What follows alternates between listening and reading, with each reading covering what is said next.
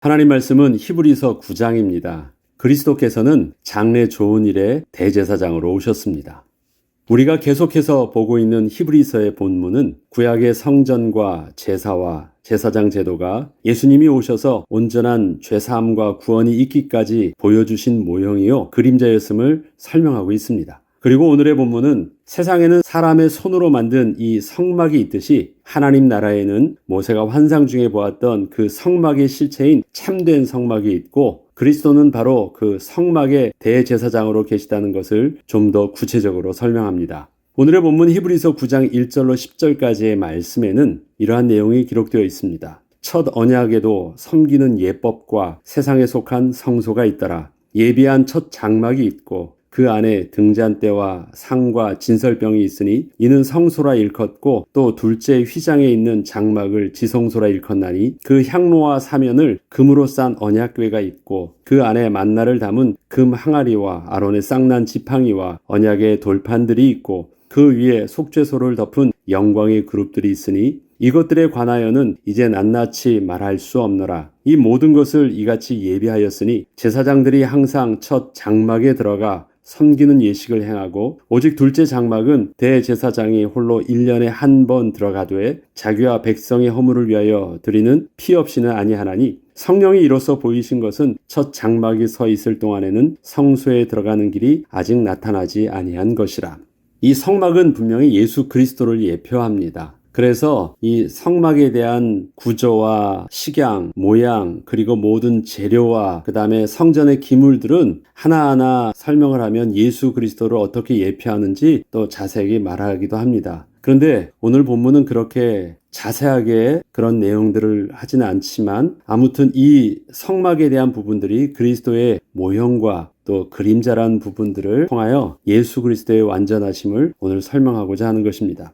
이 장막은 현재까지의 비유니 이에 따라 드리는 예물과 제사는 섬기는 자를 그 양심상 온전하게 할 수 없나니 이런 것은 먹고 마시는 것과 여러 가지 씻는 것과 함께 육체의 예법일 뿐이며 개혁할 때까지 맡겨둔 것이니라. 이처럼 그림자는 실체의 존재를 확인시켜 주기는 하지만 그림자는 실체가 아니기 때문에 온전한 해답은 될 수 없는 것임을 설명하면서 그림자여 모형으로서의 구약의 제사와 대제사장은 그 자체가 가지고 있는 불완전함으로 인하여 온전한 죄사함과 구원을 이룰 수는 없는 것이었습니다. 이에 대해서 다음 시간에 다룰 10장에서는 율법의 불완전성에 대해서 좀 더 구체적으로 설명을 대해주겠습니다. 히브리서 10장 1절과 4절을 미리 한번 먼저 보자면 율법은 장차 올 좋은 일의 그림자일 뿐이요 참 형상이 아니므로 해마다 늘 드리는 같은 제사로는 나오는 자들을 언제나 온전하게 할 수 없느니라. 그렇지 아니하면 섬기는 자들이 단번에 정결하게 되어 다시 죄를 깨닫는 일이 없으리니 어찌 제사 드리는 일을 그치지 아니하였으리요. 그러나 이 제사들에는 해마다 죄를 기억하게 하는 것이 있나니 이는 황소와 염소의 피가 능히 죄를 없이 하지 못함이라. 이처럼 율법에 의해 지어지고 지켜져 왔던 성막은 이스라엘이 애굽에서 나올 때부터 약 500여 년 동안 이 성막에서 제사를 드렸고 이어 솔로몬 왕 때부터는 그 후 몇 번의 파괴와 재건이 있었지만 AD 70년에 성전은 로마에 의해 완전히 파괴되기까지 성막을 대신한 성전에서 거의 1000년 동안 제사를 드려왔습니다. 그런데 오늘 본문에서는 지금은 없어진 그 성막이 예수 그리스도를 가리켰다고 증거하고 있습니다. 그 성막이 가리켰던 실체이신 예수 그리스도께서 하나님의 약속과 맹세대로 친히 오셨기 때문입니다. 이전까지는 불완전한 형태로 나타났지만 이제는 드디어 완전한 형태로 드러나게 된 것입니다. 그리고 이스라엘이 1500년 동안 섬겨온 이 성막이 왜 예수 그리스도를 가리키는지 논증하기 위해 성막의 구조와 기물들을 설명하면서 그 중에 둘째 휘장 뒤에 있는 지성소를 가리키면서 바로 그곳이 하나님이 계신 임재의 상징인 언약궤가 보관되어 있다고 설명을 합니다. 지성소란 뜻은 지극히 거룩한 장소라는 말입니다. 영어적 표현으로는 most holy place로 표현을 합니다.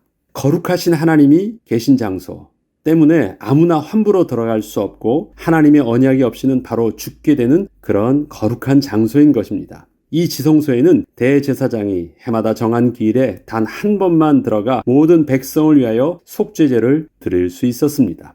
그리고 바로 이러한 성소와 지성소 사이를 구분하던 둘째 휘장이 예수님께서 십자가 위에서 숨을 거두시던 그 순간에 위로부터 아래로 찢어졌던 것입니다. 생각해보죠. 물리적으로 높이 매달려 있는 휘장이 찢어지려면 아래에서 위로 찢어지는 것이지 절대 위에서 아래로 찢어질 수는 없습니다. 그런데 성경은 그 성막, 특별히 성소와 지성소를 구분하는 그 성막이 바로 위에서부터 아래로 찢어졌다고 증거하고 있습니다. 이것은 하나님께서 친히 행하신 일임을 증거로 보여주신 것이었습니다. 이것에 대하여 히브리서 기자는 10장에 이렇게 설명을 합니다. 그것은 성막의 둘째 휘장이 예수님의 육체를 상징하는 것이기 때문에 예수께서 십자가에 못 박혀 돌아가심으로 이제는 하나님이 계시는 지성소로 가는 길이 확실히 열려진 것임을 알려주는 표징이었다는 것입니다. 히브리서 10장 19절로 20절에는 이렇게 기록하고 있습니다. 그러므로 형제들아, 우리가 예수의 피를 힘입어 성소에 들어갈 담력을 얻었나니 그 길은 우리를 위하여 휘장 가운데로 열어놓으신 새로운 살 길이요 휘장은 곧 육체시니라. 예수 그리스도께서 십자가에서 찢겨 죽이심으로 바로 하나님께 나아가는 길이 온전히 열려진 것이 바로 성소의 휘장이 찢겨진 것을 예표하고 있다라는 것입니다. 히브리서 기자는 성막의 구조와 그 기물들을 설명함에 있어서 아주 자세하게 다루고 있지는 않습니다. 그렇게 구체적으로 설명을 하지 않는 이유는 성막의 기능은 더 이상 필요가 없게 된 옛 언약이 되었기 때문이었습니다. 본문은 옛 언약을 설명하는데 목적이 있지 않고 옛 언약과 대조적으로 새 언약은 완전하다는 것을 말하려 하고 있는 것입니다. 이처럼 구약의 율법에 따라 지어졌던 성막은 예수 그리스도가 없었다면 아마도 그 뜻을 알 수 없는 신당에 불과했을 것입니다. 성막의 구조와 그 안에 있던 기물들은 1500년 후에 태어나 십자가에서 죽으시고 부활한 예수님이 없었다면 아무런 의미가 없었던 그저 형식에 지나지 않았을 것입니다. 그런데 이제 우리에게는 이스라엘이 1500년 동안 섬겼던 그 성막의 실체이신 예수 그리스도가 성령으로 함께하고 계십니다. 우리는 더 이상 이스라엘이 하던 불완전한 예식을 따를 필요가 없으며 또한 성막을 다시 지을 필요도 없습니다. 예수 그리스도의 복음은 구약의 율법처럼 하나님께 가까이 가기 위한 수단과 도구가 아니라 하나님의 그 본체가 우리에게 오신 것이기 때문입니다. 그림자가 아니라 실체이신 분이 직접 우리에게 오신 것입니다. 이 예수 그리스도의 복음이 얼마나 완전한 것인지 성경은 계속해서 말하고 있습니다. 그것이 11절로 15절에 보면 그리스도께서는 장래 좋은 일의 대제사장으로 오사 손으로 짓지 아니한 것 곧 이 창조에 속하지 아니한 더 크고 온전한 장막으로 말미암아 염소와 송아지의 피로 하지 아니하고 오직 자기의 피로 영원한 속죄를 이루사 단번에 성소에 들어가셨느니라. 염소와 황소의 피와 및 암송아지의 죄를 부정한 자에게 뿌려 그 육체를 정결하게 하여 거룩하게 하거든 하물며 영원하신 성령으로 말미암아 흠없는 자기를 하나님께 드린 그리스도의 피가 어찌 너희 양심을 죽은 행실에서 깨끗하게 하고 살아계신 하나님을 섬기게 하지 못하겠느냐. 이로 말미암아 그는 새 언약의 중보자시니 이는 첫 언약 때에 범한 죄에서 속량하려고 죽으사 부르심을 입은 자로 하여금 영원한 기업의 약속을 얻게 하려 하심이라. 이처럼 예수 그리스도께서는 완전한 성막으로 우리에게 오셨습니다. 구약의 성막은 더 이상 하나님께 나아가는 길이 막혔음을 의미하는 것이라면 완전한 성막인 예수님을 통하여 하나님께 나아가는 온전한 길이 열렸음을 이렇게 분명하게 증거하고 있는 것입니다. 우리는 구약의 대제사장이 지성소에 들어가기 위해 하던 노력으로 하나님께 나아가는 자가 아니라 온전한 성전이요 대제사장 되신 예수 그리스도를 통하여 담대히 하나님께 나아가는 자들입니다. 성막의 제사는 드리는 그 사람의 본성을 변화시켜 온전하게 할 수 없었지만 이와 대조적으로 예수 그리스도께서는 사람의 본성을 변화시켜 온전하게 하여 주십니다. 예수 그리스도를 자신의 구주로 영접하고 주인으로 모신 사람은 그와 함께 십자가에서 죽고 다시 생명을 얻어 그 양심에까지 새로워집니다. 그리고 그리스도와 연합한 자는 그리스도의 영이신 성령으로 인하여 변화를 받아 성령의 열매를 맺게 될 것입니다. 그리고 옛 언약인 율법은 죄를 지적하며 우리에게 율법대로 살기를 요구하지만 결국 우리의 타락한 양심으로 인하여 아무것도 변화시킬 수 없었다면 예수 그리스도의 복음은 우리의 마음을 변화시키는 은혜가 분명하게 있습니다. 하나님의 율법이 언약의 그림자라면 언약의 실체이신 예수님이 친히 우리 가운데 오신 것이기에 예수님께서 친히 우리의 변화의 주체가 되어주실 것입니다. 자, 율법은 인격이 아니십니다. 율법은 그렇게 하라 말하라고 우리에게 가르쳐주는 내용이고 그 다음에 그 율법은 우리에게 죄를 드러나게만 할 뿐입니다.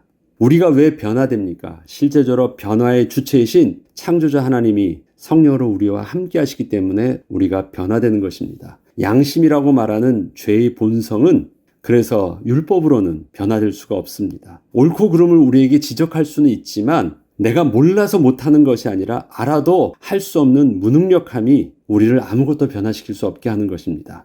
그렇기 때문에 예수 그리스도께서 우리 가운데 실제적으로 오셔서 우리를 건져주시고 우리를 재창조하여 주실 때 우리는 거룩하게 변화될 수 있습니다. 우리의 죄의 본성이 그래서 거룩함을 입을 수 있는 것입니다. 너 예수 믿으니까 착하게 살라. 그래서 우리가 착하게 살 수 있는 것이 아닙니다. 종교적 가르침이 우리를 변화시키는 것이 아니라 생명의 근원 되시는 예수님이, 복음의 근원 되시는 예수님이 우리를 변화시키는 것입니다. 복음에서 하나님의 의가 나타나서 복음으로 말미암아 우리를 변화시키는 것입니다. 우리는 예수 그리스도를 통하여 주어진 새 언약으로 말미암은 은혜의 시대에 살고 있습니다.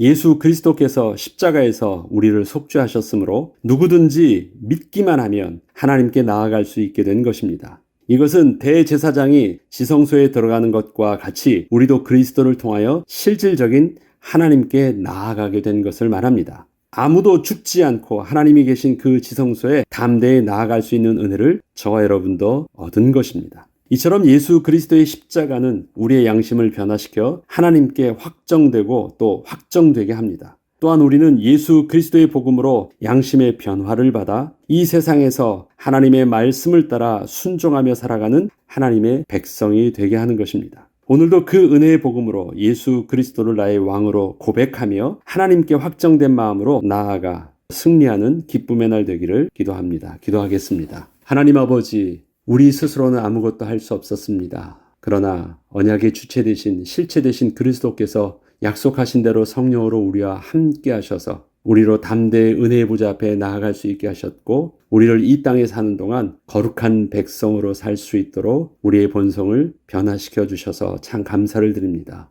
오늘도 주 안에서 거룩함을 입으며 성결함을 입는 축복의 날 되게 하여 주시고 또 거룩한 백성의 모습으로 담대히 은혜의 보좌 앞에 나아가 주와 더불어 동행하며 기쁨으로 이 땅에서 맡겨진 사명 잘 감당하는 은혜의 날 되게 하여 주옵소서. 감사드리며 우리 주 예수 그리스도 이름으로 기도합니다. 아멘.